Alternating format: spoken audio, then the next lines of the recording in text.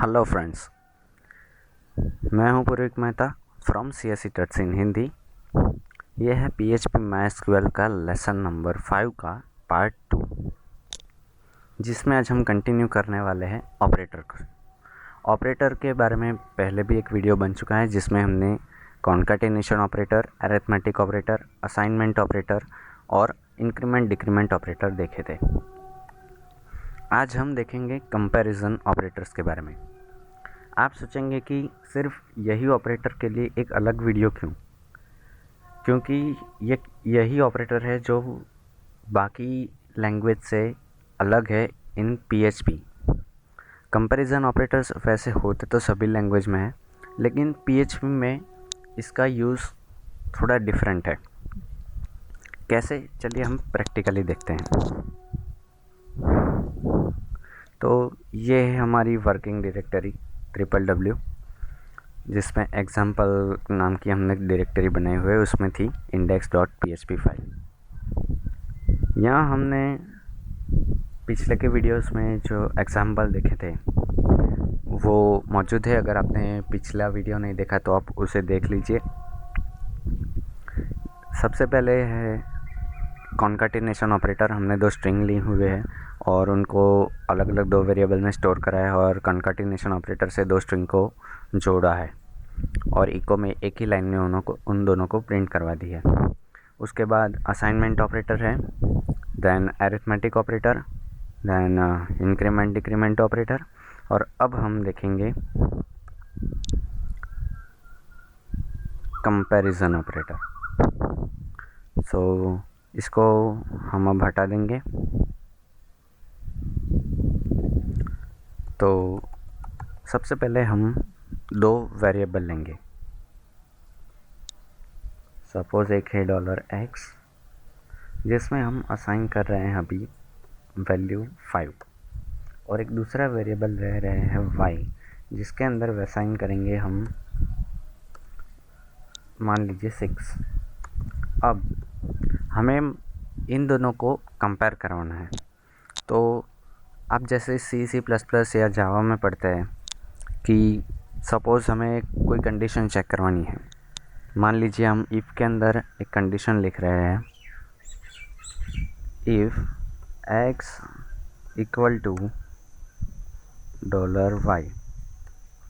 आप C++ में ऐसा लिखते हैं इन दोनों वेरिएबल्स को कंपेयर कराने के लिए।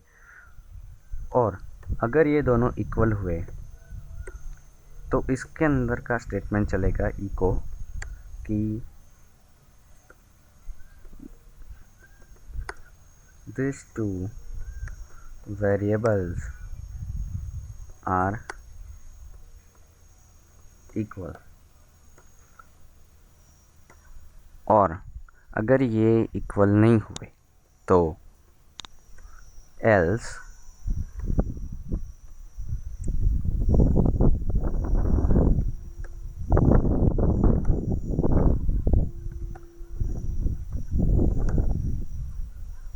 हम यहाँ प्रिंट करवा देंगे कि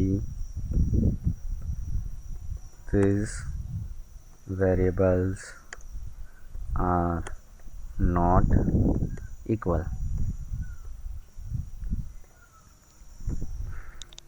तो यहाँ तक तो बिल्कुल सिंपल था, जैसे आप C++ में या जावा में कर रहे थे कि अगर ये दोनों की वैल्यू इक्वल हुई तो इफ़ का पहला ब्लॉक चलेगा और ये मैसेज प्रिंट हो जाएगा कि दिस 2 वेरिएबल्स आर इक्वल। और अगर नहीं है तो ये दूसरा वाला मैसेज एल्स ब्लॉक चलेगा कि this 2 variables are not equal.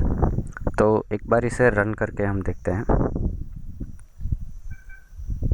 इसे सेव करेंगे पहले और अब इसे रिफ्रेश करेंगे। This variables are not equal because हमने यहाँ x = 5 दिया और y = 6। अब हम इसकी वैल्यू सेम कर देते हैं और अब चेक करते हैं कि मैसेज क्या आता है। दिस 2 वेरिएबल्स आर इक्वल, मतलब कि ये काम कर रहा है। लेकिन जो डबल इक्वल साइन के बारे में जो बात है वो अब जानने की है। सपोज़ x की वैल्यू हम 5 रखते हैं, जो कि इंटीजर वैल्यू है, ये x की वैल्यू। और जो y की वैल्यू है उसे हम कर देते हैं स्ट्रिंग की वैल्यू। देखिए ये हमने डबल कोट्स का यूज़ किया है, मतलब कि y की वैल्यू भले ही उसमें 5 लिखा हो लेकिन वो 5 इंटीजर 5 नहीं है, वो कैरेक्टर या स्ट्रिंग 5 है। मतलब कि ये x और y में वैल्यू तो 5 5 है लेकिन x और y इक्वल नहीं है। बट अब देखिएगा कि आउटपुट क्या आता है इसका। हमारे हिसाब से जैसे हम सी में यूज़ करते हैं डबल इक्वल टू, तो ये आउटपुट फॉल्स आना चाहिए और चलना चाहिए एल्स ब्लॉक कि this two are not equal, because एक इंटीजर है और एक कैरेक्टर है, भले ही दोनों की वैल्यू सेम क्यों ना हो, लेकिन ये इक्वल नहीं हो सकते। अगर आप स्ट्रिंग में कुछ लिखते हैं तो वो अलग वैल्यू होती है, एक इंटीजर के लिए वैल्यू अलग होती है। लेकिन यहाँ हम रिफ़्रेश करेंगे तो आउटपुट में कोई चेंज नहीं होगा। देखिए सेव किया, अब रिफ़्रेश करेंगे, ये कह रहा है this two variables are equal.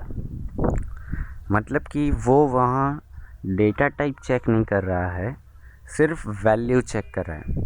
मतलब कि डबल इक्वल टू में हम लिखते हैं तो इसका मतलब ये होगा कि ये दो वेरिएबल्स की वैल्यू चेक करेगा, ना कि उसका डेटा टाइप। मतलब कि ये डेटा टाइप को नहीं देखेगा, सिर्फ वैल्यू चेक करेगा कि वैल्यू अगर इक्वल है तो ट्रू, अदरवाइज़ फॉल। देखिए यहाँ अगर हम 6 करेंगे तो ये रिटर्न करेगा फॉल्स और एल्स ब्लॉक चलेगा और मैसेज आएगा कि this variables are not equal. देखिए लेकिन अगर हम 5 लिख रहे हैं, दोनों की वैल्यू सेम है, तो मैसेज आएगा कि this two variables are equal, जबकि ये इक्वल्स नहीं है कि क्योंकि एक इंटीजर है और एक स्ट्रिंग है।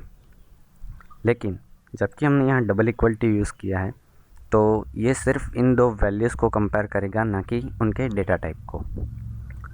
तो आप क्या करेंगे, हमें इसका सॉल्यूशन लाना है, तो हम यूज़ करेंगे ट्रिपल इक्वल टू, जो कि एक नया कंसेप्ट है PHP में, जो आप सिंपली C++ में यूज़ नहीं करते। तो ट्रिपल इक्वल टू लिखने से होगा ये कि ये वैल्यू तो कंपेयर करेगा ही कि ये दोनों इक्वल है या नहीं, और साथ में उसका डेटा टाइप भी देखेगा। देखिए अब इसको हम सेव करते हैं और इसको रिफ़्रेश करते हैं। दोनों की वैल्यू यहाँ 5 ही है, लेकिन एक इंटीजर है और एक स्ट्रिंग है। तो अब मैसेज आएगा this two variables are not equal. देखिए this variables are not equal. तो अब ये वैल्यूज़ तो चेक कर ही रहा है, साथ में डेटा टाइप भी डेटा टाइप भी चेक कर रहा है। देखिए हम एक और वेरिएबल बनाते हैं $z, जिसमें हम रख रहे हैं 6।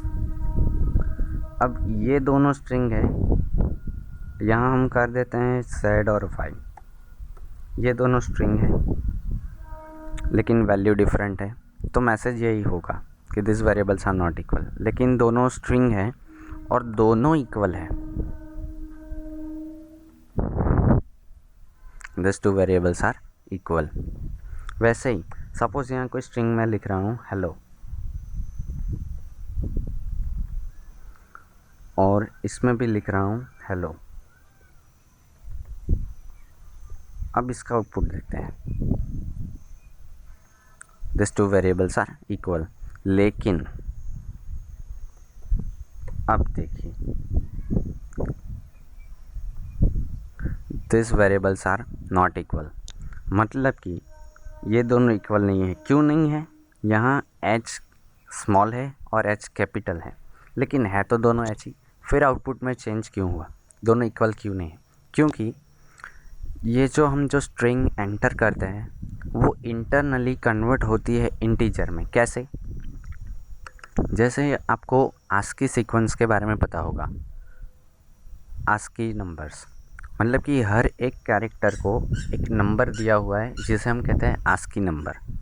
तो इंटरनली ये स्ट्रिंग वो नंबर्स में कन्वर्ट होती है और match finally at the end ये नंबर्स ही होते हैं। मतलब कि ये स्ट्रिंग पहले डेसिमल नंबर्स में कन्वर्ट होगी और वो डेसिमल को बाइनरी में कन्वर्ट करेगा और उन दो बाइनरी नंबर्स को चेक करेगा। अगर दोनों ट्रू हुए तो रिटर्न करेगा 1, अदरवाइज़ 0।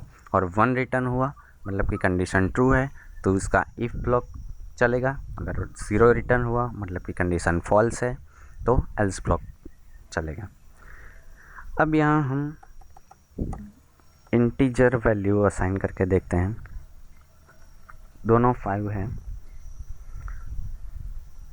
दिस वेरिएबल्स हम सेव करना भूल रहे हैं आज, और यहाँ भी हमने एक्स करना चाहिए। और अब इसे रिफ्रेश किया, दिस वेरिएबल्स आर इक्वल। और अगर यहाँ स्ट्रिंग कर देते हैं, भले ही दोनों इंटीजर है लेकिन एक इंटीजर और स्ट्रिंग है, तो हम यहाँ रिफ्रेश करेंगे तो this variables are not equal. तो यही एक ख़ास वजह थी कि क्या कंसेप्ट है पीएचपी में कंपैरिजन ऑपरेटर का, और क्या फ़र्क है डबल इक्वल टू और ट्रिपल इक्वल टू के बारे में। तो यही समझाने के लिए ये वीडियो को अलग से बनाया है। तो आई होप कि आपको समझ में आ गया होगा कि क्या डिफरेंस होता है डबल इक्वल टू और ट्रिपल इक्वल टू में, और कैसे हम comparison operator double equal to और ट्रिपल इक्वल टू को यूज़ करते हैं। सबसे याद रखने वाली बात यही है कि अगर हम डबल इक्वल टू का यूज़ करेंगे तो वो सिर्फ वैल्यू कंपेयर करेगा, ना कि उसके डेटा टाइप को। तो अगर वो डेटा टाइप को कंपेयर नहीं करेगा तो कोई मैटर नहीं करता कि वो इंटीजर है या स्ट्रिंग है या फ्लोट है, वो सिर्फ उनको कंपेयर कर देगा। वैल्यू अगर मैच हुई तो रिटर्न ट्रू कर देगा। लेकिन हम ऐसा नहीं चाहते, और हम ये भी चाहते हैं कि वो डेटा टाइप को भी कंसिडर करे और डेटा टाइप को भी मैच करे। तो हम यूज़ करेंगे ट्रिपल इक्वल टू को। तो जब ट्रिपल इक्वल टू हम यूज़ करेंगे तो वो वैल्यू तो चेक करेगा ही, साथ में चेक करेगा कि उनके डेटा टाइप कौन सा है। अगर उनके डेटा टाइप भी सेम हुए तो ही वो रिटर्न करेगा ट्रू यानी 1। तो आपको ये समझ में आ गया होगा, तो आप इसकी प्रैक्टिस कीजिए। अगले बार हम मिलेंगे नए कंसेप्ट के साथ और नई वीडियोस के साथ। सो तब तक के लिए happy coding, thank you, and please don't forget to like, share and subscribe this channel and share this video on your walls and share it with your friends. So thank you, see you later guys, bye.